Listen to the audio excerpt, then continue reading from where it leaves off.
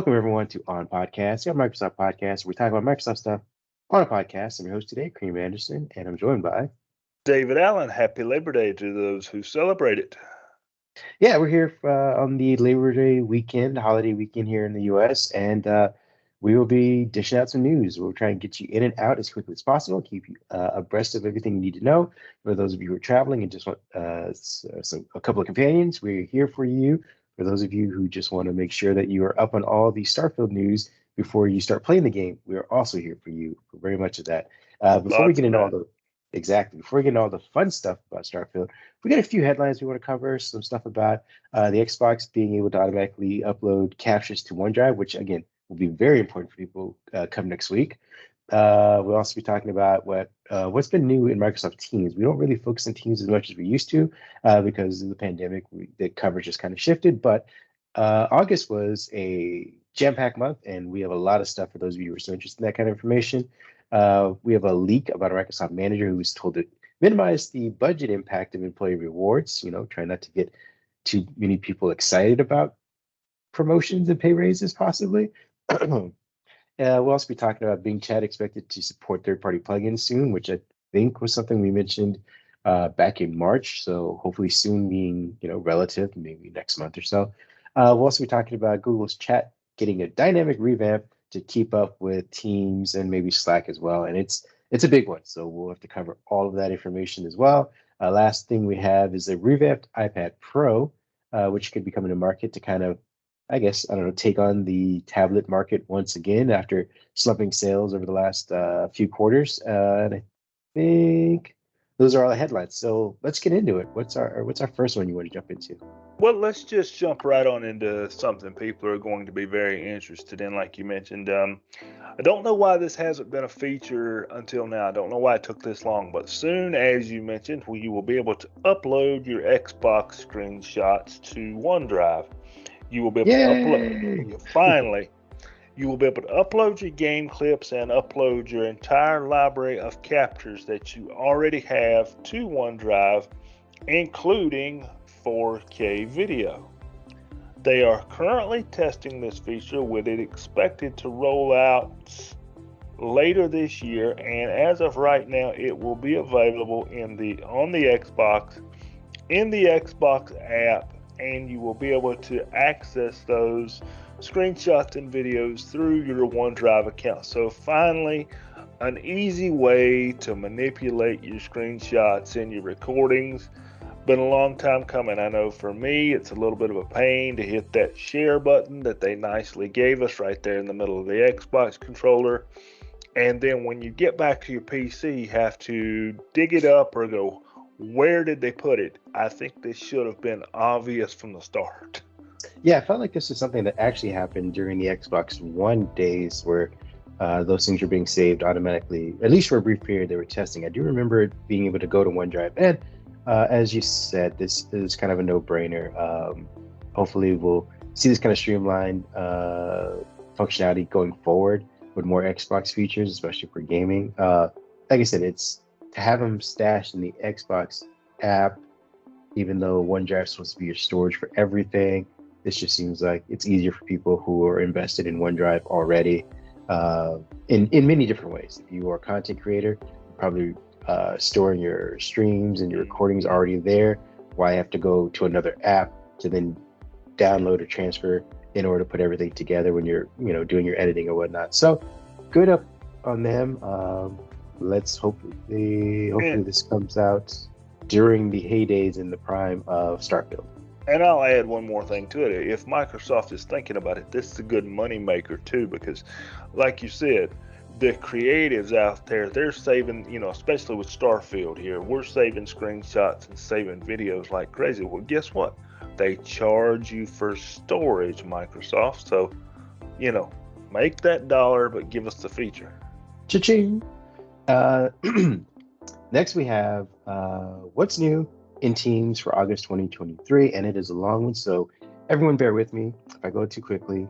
We do have this listed on our website, so please go check it out for further detail. But hopefully I can walk us all through this relatively well. First thing we have up It's meetings. Animated backgrounds for immersive virtual environments have been added. Improved dynamic emergency calling support. Notifications for protected voicemails have all been added. For people who are interested in webinars, attendees can join public webinars using up to 3 devices. I don't know if it's all at once. That seems a bit weird, but that has also been added. Teams on the phone, for those of you who are the mobile conference person who makes the rest of us motion sick. They simplified the call delegation UI and enhancements, hotline phones for quick connections, UI updates and improvements for Teams on phone devices for your Android and iPhone. Teams share device license is available on the Android mobile app, so IT managers can dish out more licenses for company phones or hybrid phones, I suppose. Newly certified devices, including audio codes, phones, and headsets. For those of you who are interested specifically in chat and collaboration, they've enhanced chat messages, hover menu for easier editing and replying, compact chat mode for improved readability, and task list syncing in Microsoft Loop. Don't forget, Loop's still a thing. It's getting features every week, it feels like. Every time I open it up, there's a new little, hey, what's new thing? So those have been combined as well. For those of you interested in Teams rooms and devices, you Teams rooms people took our Surface Duo from us, so you should at least appreciate this. Video gallery segmentation with unified backgrounds, spatial audio support for Teams rooms on Windows speakers, multi-stream and teleframe for improved meeting experiences, cloud and teleframe video processing for immersive experiences, face enrollment for better recognition in Teams rooms, scan the QR code on Teams panels for quick room reservations, new remote management settings for Teams panels, new certified Cisco, Lenovo, Logitech, Yeolink, and more certified devices. Frontline workers, they didn't forget about you. They added, and vertical solutions, they added notifications of improvements and shifts, improved shifts notification deep links, deploy teams at scale with dynamic teams, auto-connecting features for walkie-talkies, IT admin and security. You got proactive monitoring and meeting quality with real-time telemetry. Should be very impressive to be able to spit out some reports for your executives who are wondering why we still pay for this stuff. For people, again, on mobile, the improved Teams and Channels layout for Android is landed this month or last month. Language and translated caption options for Android, and just in general for the platforms. Pre-pinned meetings apps available via admin policy, Graph API for Teams meeting transcripts, new collaborative apps including Typeface and Me Client and more. For those of you on Teams Premium, which I believe any of you who are still listening to this or probably are, there are options to show only custom org backgrounds. We were just talking about backgrounds and getting specialized like video backgrounds instead of just blurring out hanging socks and dirty laundry everywhere. There's Teams for Education, lastly, which is support for grading periods and time assignments, alternative grading schemes, and announcements and team assignments. So that is all. I know it was a long list. Like I said, if you want more details about that, we have our write-up. Go visit the site. That's, I don't, out of all the dozens of features you called out there, I don't pick out one or even pick out a group that necessarily stands out. I think what this shows is how the industry is moving more and more to collaboration is getting bigger and bigger. It's not just sharing a document anymore. You're able to, as you said, manage other things within your company through Microsoft Teams and adding that collaboration for other parts of the company, not just, hey, let me share a review that we wrote or share a news post or share a PR post. I like where this is going. I'm just hoping this new Teams does not become as bloated and sluggish as the previous versions. Yeah, that seems to be your major concern. So yeah, we will be hoping, keeping our fingers crossed for that kind of stuff. What's your next headline?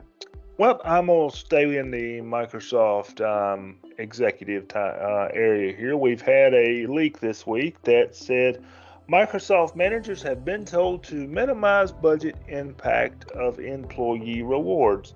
Basically, what they're saying is, look, we're watching what we're spending. Be careful with what you promise. The performance reviews have become a little more impactful, and the companies have been said to watch how they reward people, which means, I take a reward as raises and stuff like that. I don't necessarily take a reward as, hey, we're buying you something. let's see, we've got some budget cuts that Nadella has come out with and said, look, we need to have some wage freezes for economic conditions. And we've also heard that managers have been told to watch how they time these things. Usually employees are receiving their bonuses and compensations in August, and they're saying that maybe that should be September at this point. So, for most people, this doesn't, that are listening, this might not impact you, but what I took from this is, and it's a little bothersome, you've got one of the biggest companies in the world. When companies start watching how employees are compensated, the first thing I take from that is that affects employee morale. And then that affects your bottom line. Your employee morale impacts the quality of your product. Now, I'm not saying that, everybody's walking around the Microsoft campus with their heads down.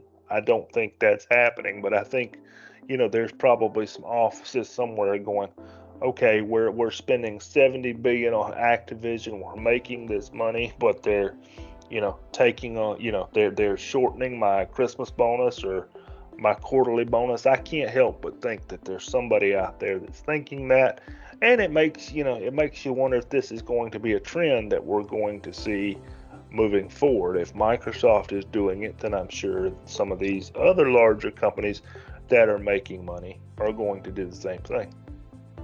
Yeah, it's never a positive sign when anybody tries to downplay most things. Most companies aren't very humble to begin with. So this, like you said, is probably a shift in company culture, which could potentially have a negative impact. We'll see, how they do with this transition of trying to keep mum on salaries, things like that. If this bodes well for them, I mean, because again, it isn't saying that a conversation won't come. They're just trying to get the company to shift in a way that the conversation about it, I guess, is less transparent. And that, again, less transparency typically is never a good thing.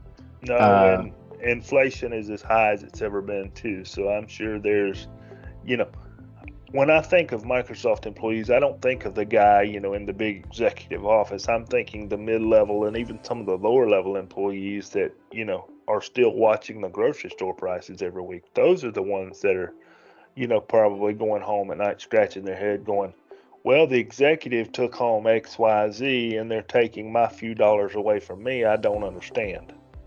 Yeah, but I mean, as they always say, there's, famously noted in the Jurassic Park movie, life will find a way. So there are communities, Reddits, subreddits you can go to where people are discussing these things anonymously about companies, company cultures, pay raises, things like that. So I'm sure if you are interested in maybe getting hired or just wondering what you should be making before you ask for a raising like that, there's the internet and it will have answers for you. The next thing I have is another long list of features coming, but not to a Microsoft platform, to a Microsoft platform competitor. And the reason why we're saying it here on this Microsoft podcast is because we want you to know what your options are. We're not saying you need to always choose Microsoft.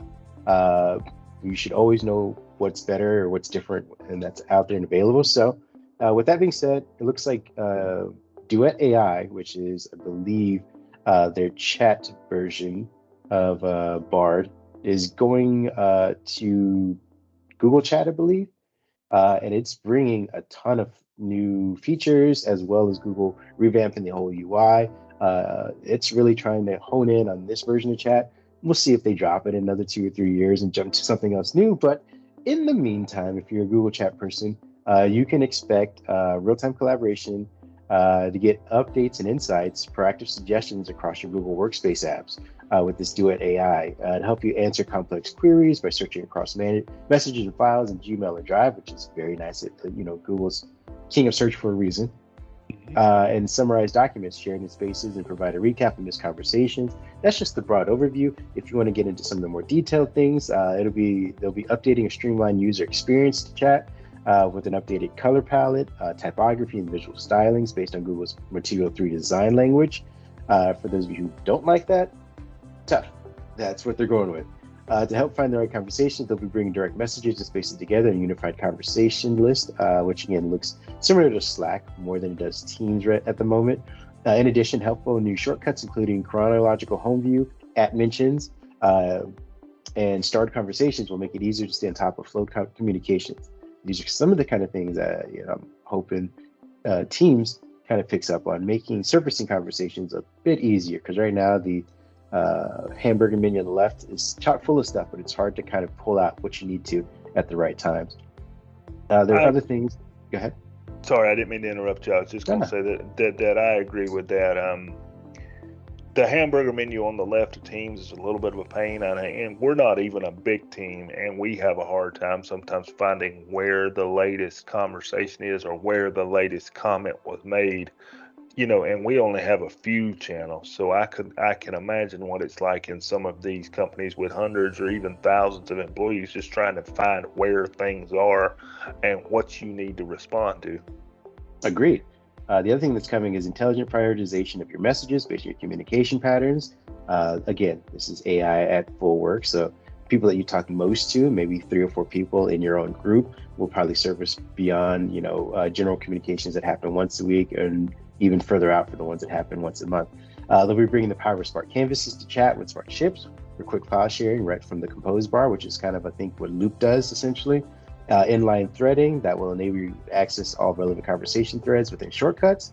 To help you find the right messages, files, or spaces, they're also updating search and chat, which we kind of mentioned, with a redesigned results page and enhanced features, including suggested queries, autocomplete, a did you mean suggestion. It's kind of this is the thing you see when you're typing out an email and it says press tab to finish, this kind of thing.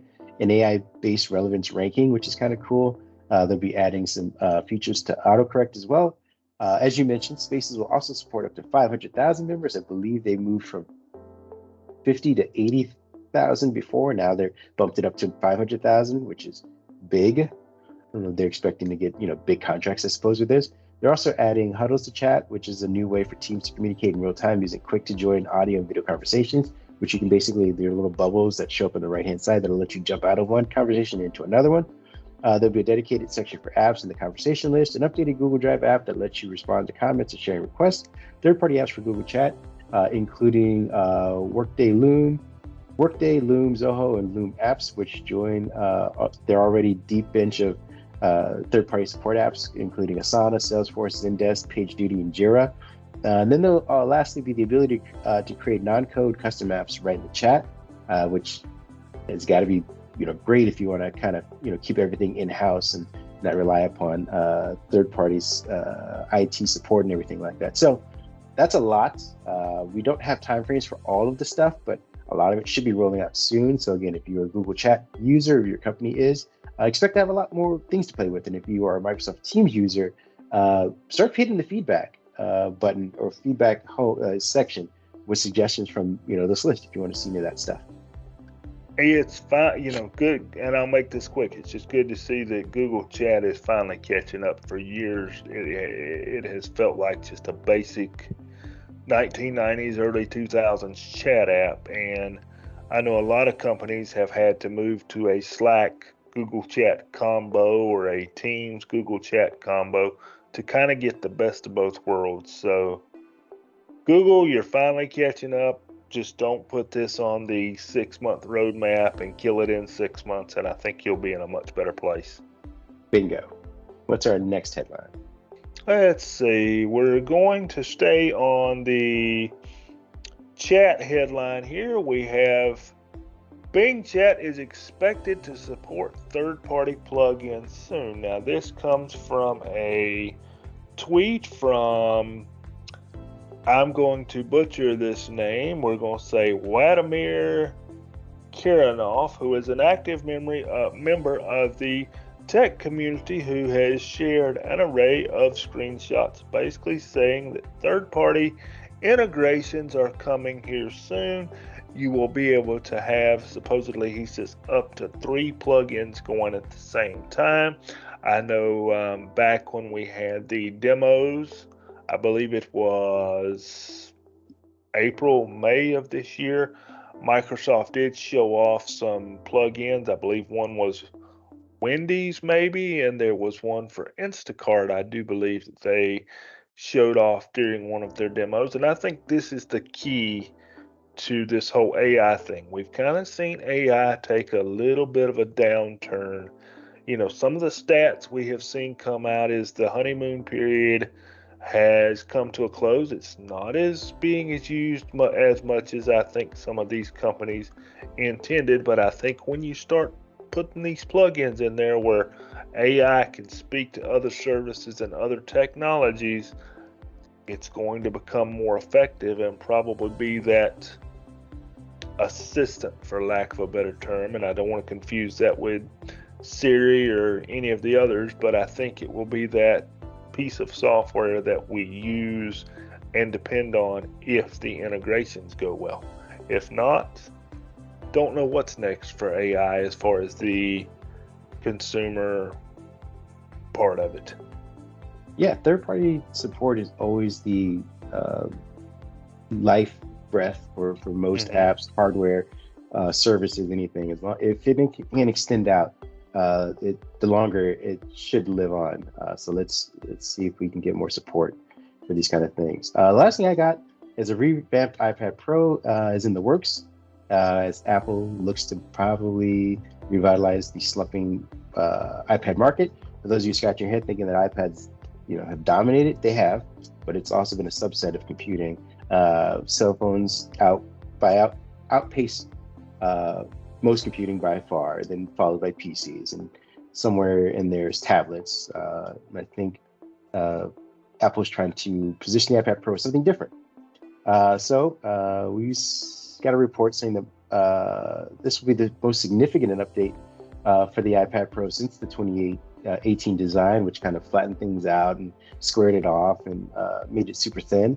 The iPad Pro models that are being worked on are code names J717, J718, J720, J721.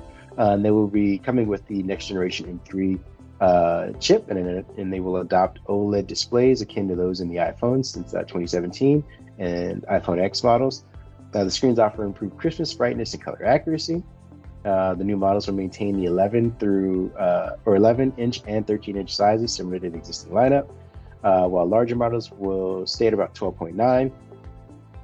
Refresh Magic Keyboard will accompany the new iPad Pro, featuring enhancements that make the device resemble a laptop more closely incorporated with a larger trackpad. I don't know why it's necessary. I thought, you have the touchscreen for a reason. With the new iPad Pro, models are expected to boost iPad sales. Their impact might not be immediately evident. The models are not anticipated to be part of Apple's forthcoming launch event, which I believe is in like 2.5 weeks, but we'll concentrate on unveiling the iPhone and Apple Watch at that time. And I believe they will be set for maybe a specific iPad event, either late next year or early spring-ish. Late this year, early spring-ish of next year. I just wanted to kind of quickly talk about them trying to make it more of a computer, giving it a better process, things like that. And where we stood with the Surface Pro, because I know that really now the only thing that stands between the Surface Pro and the iPad Pro is potentially just the weight in the fan. The processing has kind of kept up. The applications are also a different thing, because the iPad has had iPad applications, which have kind of limited it. And Windows have had Windows applications, which have limited its battery.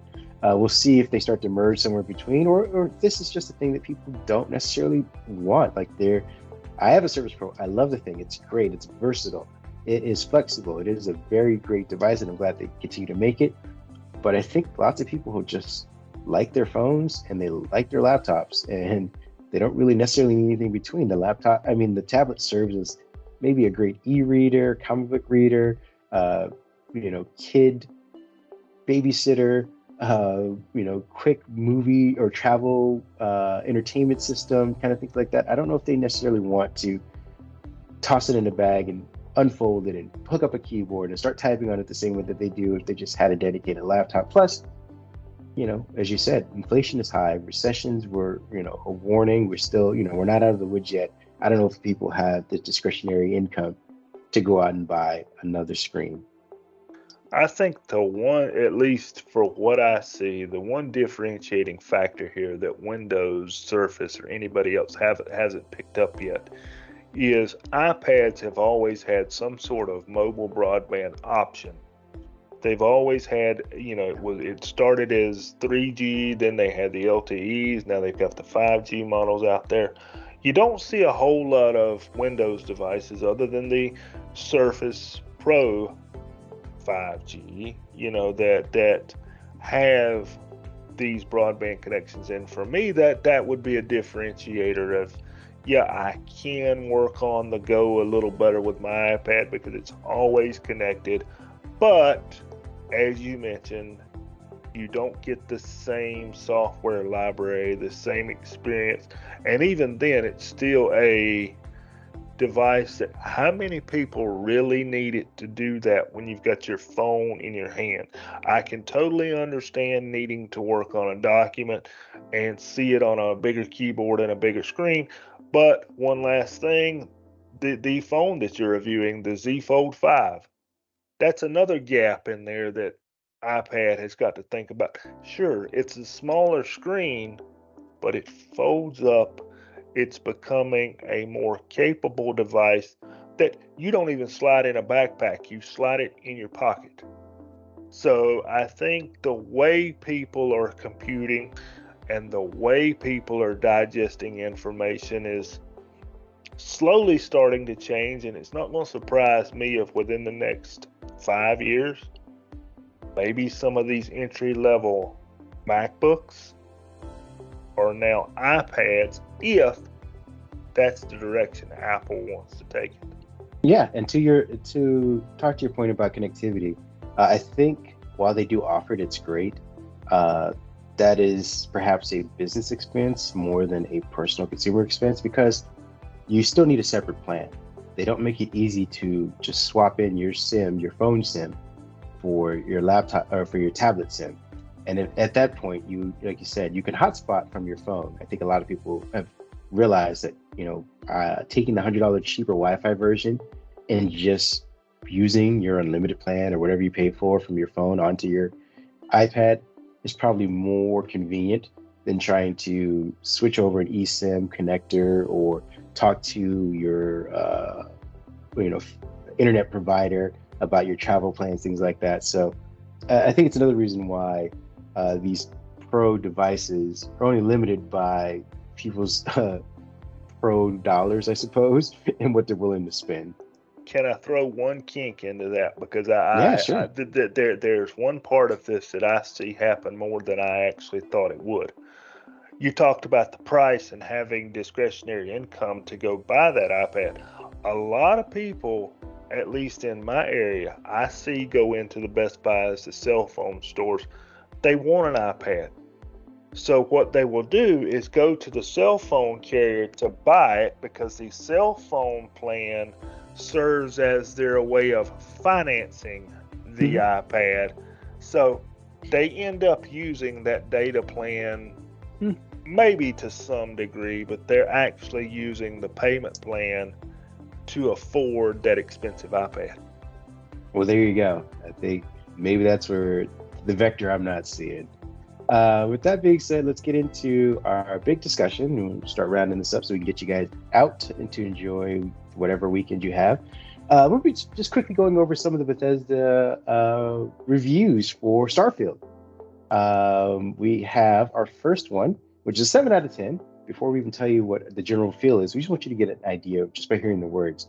IGN Starfield review, quote, "There are a lot of forces working against it, and the combination of disjointed space travel and non-existent maps, aggravating inventory management, and a slow rollout of essential abilities very nearly did it in.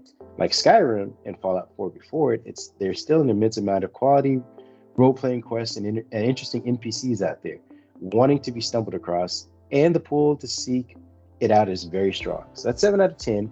That, I believe, is our lowest score for it. So IGN had some issues with the mapping and this inventory management. But do you want to read our next review? Be glad to. Our next one is from Game Informer. And the quote here is, "It took me a long time to fall in love with Starfield, and even after I did, certain aspects of the game didn't work for me." Now, I have seen this in a few YouTube videos, but the things I didn't enjoy are vastly outweighed by the enthusiasm for this new original science fiction universe. The breadth of its adventures and the appeal of many interwoven stories go well beyond, I think, what people are expecting. And I think that's what I have seen, not to ruin the next one you're getting ready to read. That's kind of the gist that I'm seeing. I have not played the game yet. The game seems to start slow, according to some reviewers, but if you stick with it, from what I'm hearing, the 10 to 12 hour range, it gets pretty good at that point. So I think that's kind of what I'm seeing across reviews in general. Yeah, we got a 10 out of 10 from Destructoid. They are saying, quote, Starfield is a truly incredible experience that will be special for everyone. Explore the piece of the galaxy Bethesda has created how you want to, and create your own stories. It's what Starfield really excels at. I wasn't sure if it could be done, but Bethesda has managed to raise the bar for sandbox games even higher. In the end, Starfield is an epic sandbox open-world RPG with beautifully immersive universe, a captivating story, and a fun and compelling gameplay the whole way through. I'm so happy to have experienced Starfield organically, and I really hope you get to as well. Basically, and we got a 5 out of 5 as well from Video Game Chronicles. We get a 4 out of 5 from Screen Rant. The Metacritic score as of, I believe, yesterday sits at about 87 for the Xbox Series S and 88 for the PC version. And I think the average critic score is about an 88 with 94% recommending. Bottom line is, it's not Redfall. No. And I fell down this rabbit hole last night. If you could see me up close, I stayed up way too late last night reading about Starfield because I fell in the YouTube video rabbit hole that I'm sure a lot of people have fallen into. And what I found interesting was the comparisons between the Xbox Series X and how it plays the game and how the Xbox Series S plays the game with 1440p, the regenerating of frames, and then how the PC plays the game. What caught my attention is the PC will do 4K. They don't have the limiters that the Xbox has, built into the game with the 30 frames per second and the little less resolution. So some folks are saying it's a little better on PC. I've not tried either one yet. Yeah, we expected that to happen because you can't upset the PC master race. But good. I think the more telling thing is how it's performing on the Series S. I think everyone's, that's the anchor. That's if it were buggy and non-playable on the Series S, then we'd have an issue because that's what people would kind of point to. You made us develop for the Series S, and you can't even do that well. The fact that it's doing well on that just means that the rest of the upscaling actually is in work and in progress and doing well. I think another thing that's most impressive is the lack of callouts for bugginess so far. Yes. No, I'm not saying that there aren't any, but that has been kind of Bethesda's thing. I think maybe the B in Bethesda stands for buggy. Because that they have been unable to release a game, and it's kind of tongue-in-cheek these days. People expect it. That's the fun part about reviewing and walking through an early Bethesda game. That's where you get a lot of the funny clicks and things like that. So the fact that this game has been relatively solid is great. When do people get it? Is it next September 6th, right? Well, if you want to go ahead and pre-order, well, it's not a pre-order anymore. You can order the deluxe model. Mm-hmm. Or the deluxe version, not model, version. Okay. And go ahead and play now, or you can play wait. now, or do you have to wait? I think you still have to wait. No, you can play now. I believe you can play now because at least as of last night, because I did open the Xbox app and it did give me the option to download and play now. Now, if that has changed, I'm not aware, but I do know I could not buy the what I call the entry level version. I had to buy like the deluxe. I think, which was $99, I think. Mhm. I could not buy the standard $59, $69 just game version and play now. You have to wait to the 6th on that one, I believe. Okay. Well, I think just for clarity for people who are probably going to rush to their Xboxes right now, the game releases on the 6th, so you can download the game now. Right. I don't believe you can play it until on the 6th, next week, whatever date that is. That is a Wednesday.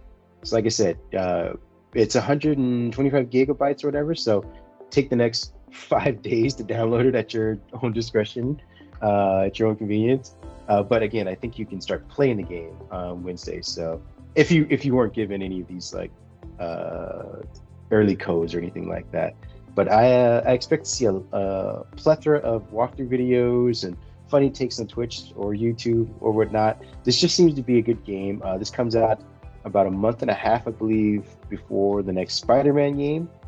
So we'll see, how attention shift for that. And that's a Sony exclusive as well, but that looks like to be another well-received game. I don't know what other big titles are coming out this year. I'll have to get back to you guys on that, but I do expect to see Starfield played for a few months at least, with relative excitement and engagement. So hopefully this, and I think another thing that we're underplaying is that this is the 20-year development game for Bethesda, but this is also the biggest exclusive gamble for Microsoft since I would say Gears of War. Maybe we've had other ones. They've come and gone. They've been failures for the most part. I think they bought into Fable. They didn't actually develop that one necessarily the same way that this has kind of been under the tutelage. But this is, again, Redfall was a big one. I don't believe Redfall really had much of a franchise beyond this, beyond that initial game. It's a first-person shooter. Maybe it did, maybe it didn't.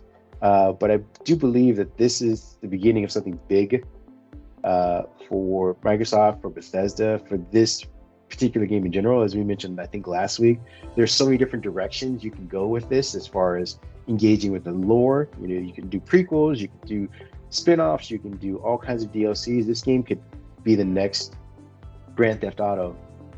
That's a good comparison, because I've seen some of the reviews say, well, we get into it, but the planet's a little barren. It's a little bit of a bare game, meaning there's not a lot of stuff.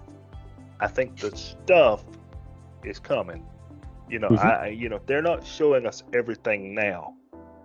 Ask me about this game 6 months from now, a year from now, maybe even 3 months from now.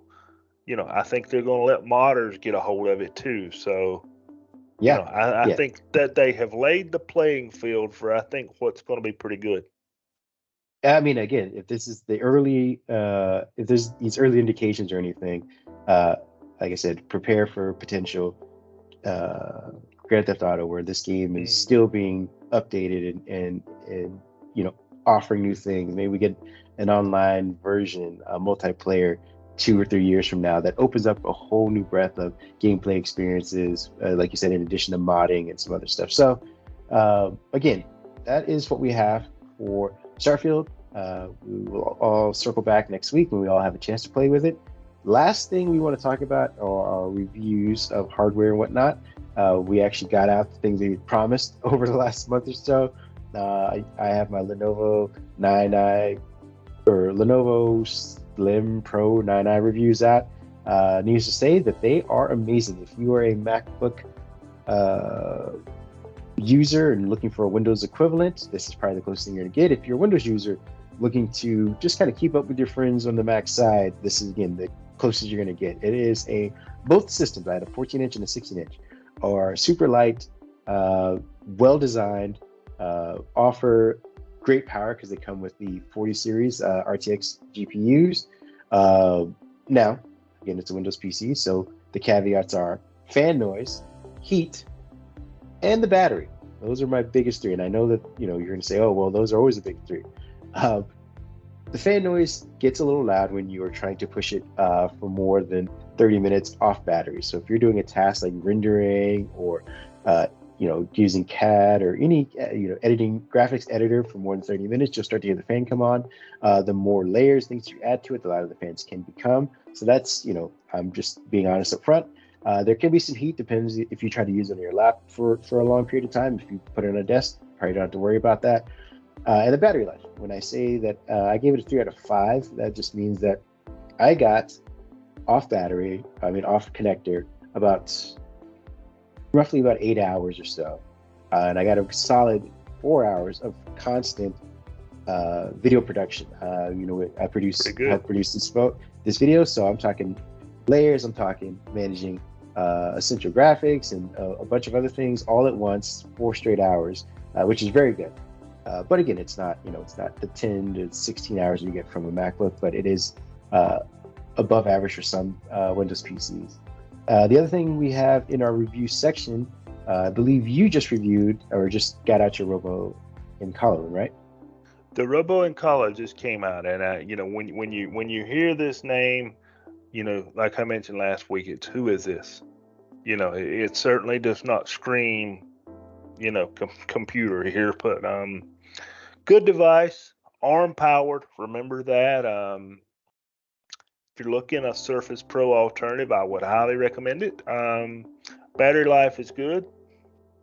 I'm going to say 9 hours for the average user.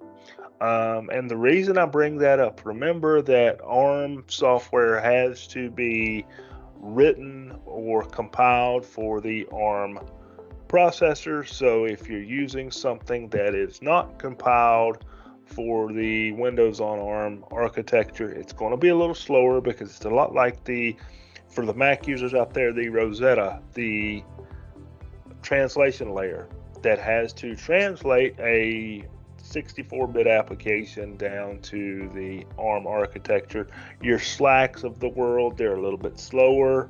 Your Microsoft software that Microsoft has already built for ARM runs very well. But if you're looking a Surface alternative with the keyboard in the box, no extra cost, it's well worth your $7.99. It's got an OLED screen.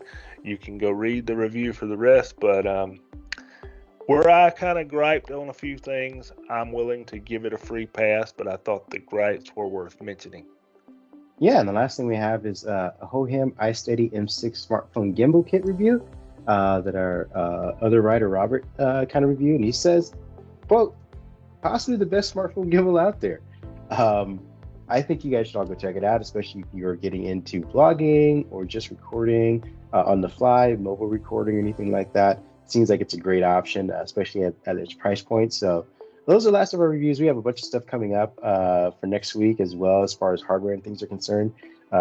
We should be getting a Tab S9 Plus in, the other Moto Razr, I believe, to kind of compete with the Z Flip that I'm currently reviewing. We got a bunch of stuff. Want you guys to stay tuned. We're also going to be, like I said, opening up our giveaways. We're getting some new mini PCs to review, which means the old mini PCs are up for grabs. So if you're interested in that, let us know down in the comments. We will be getting that set up. Maybe take a week or two to get everyone involved and see if you guys can walk away with a new mini PC as your new setup. With that being said, where can people find you if they want to communicate with you about more stuff? David PAJ1978, still gonna call it Twitter. You can find me over the Elon Musk platform. There we go, David PAJ1978. Yeah, you can find me at Mindhead1 over there as well, or Kareem Anderson on Threads. Because, like I said, the desktop PC, I'm on there quite a bit more often. I love to follow things about comics and video games and all the things that I don't follow on Twitter, which are politics and disasters. So if you want the fun Kareem, he's over there. If you want the doom scrolling one, I'm on Threads. With that being said, we want to thank you guys again for joining us for another podcast. This one hopefully wasn't too long. Get you out to your barbecues or whatever you're doing in the States. Or for those of you who are in the States, just go enjoy some tea or enjoy not being in the States. Have a great weekend, everybody. Have a good weekend, folks. See you Monday.